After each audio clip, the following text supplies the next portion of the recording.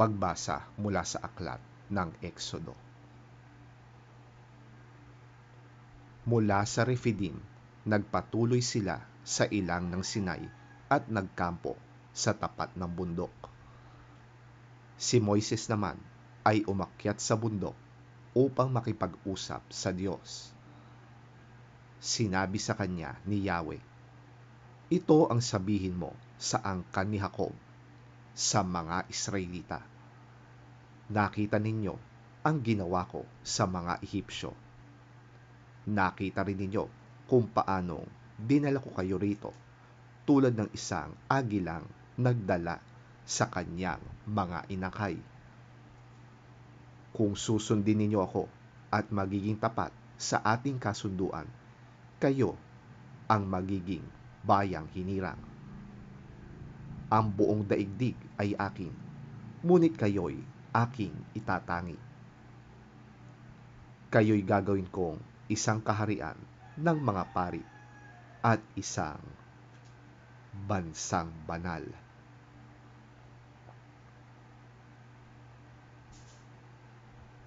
Ang salita ng Diyos. Salamat sa Diyos.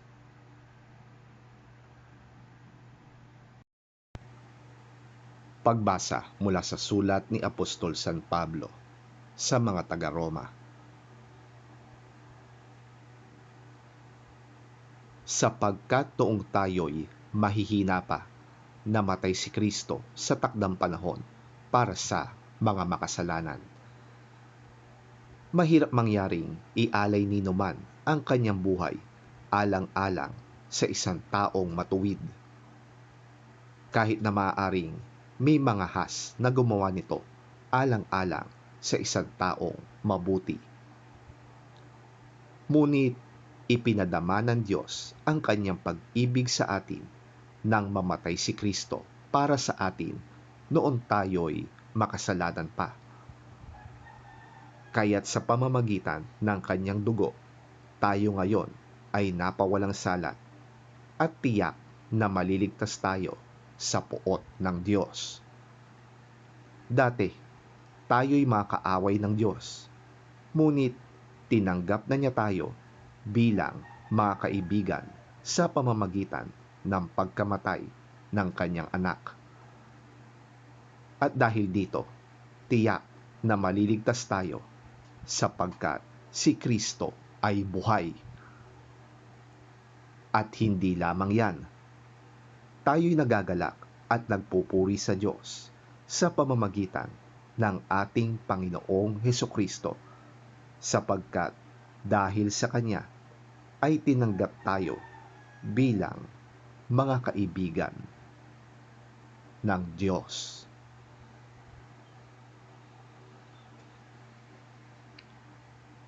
Ang salita ng Diyos.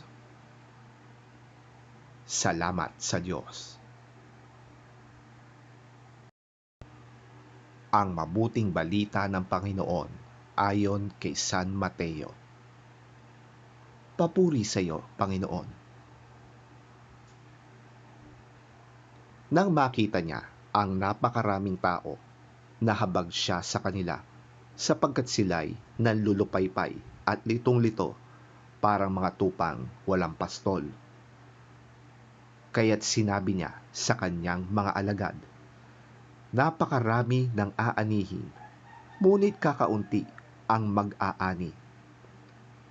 Idalangin ninyo sa may-ari ng aanihin na magpadala ng mga mag-aani."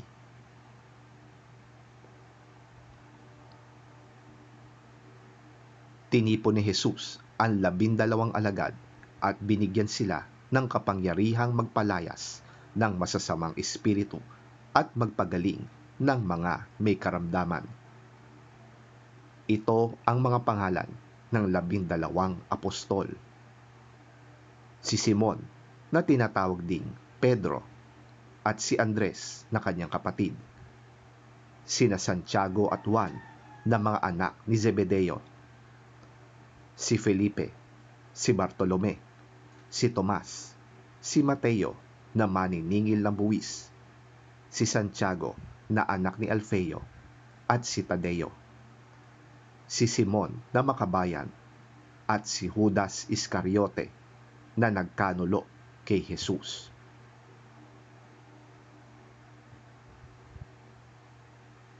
Ang 12 ito'y isinugo ni Jesus at kanyang pinagbilinan.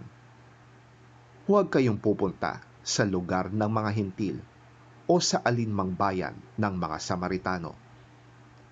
Sa halip, hanapin ninyo ang mga nawawalang tupa ng sambahayan ng Israel. Humayo kayo't ipangaral na malapit nang dumating ang kaharian ng langit. Pagalingin ninyo ang mga misakit at buhayin ang mga patay. Pagalingin at linisin ninyo ang mga may ketong at palayasin ang mga demonyo.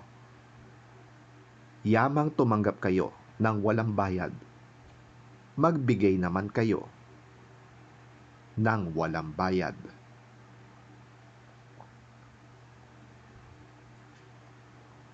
Ang mabuting balita ng ating Panginoon. Pinupuri ka namin, Panginoong Hesukristo.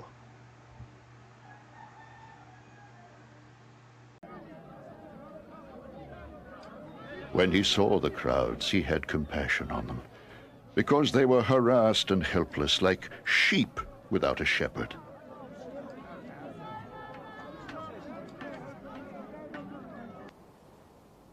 Then he said to his disciples, "The harvest is plentiful, but the workers are few. Ask the Lord of the harvest, therefore, to send out workers into his harvest field."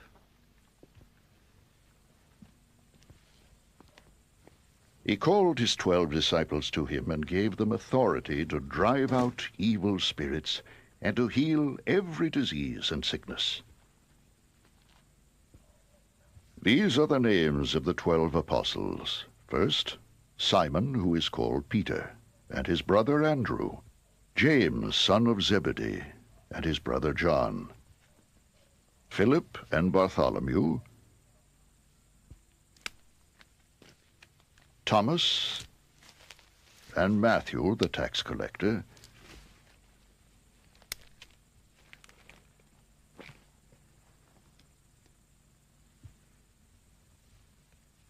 James, son of Alphaeus, and Thaddeus, Simon the Zealot, and Judas Iscariot, who betrayed him.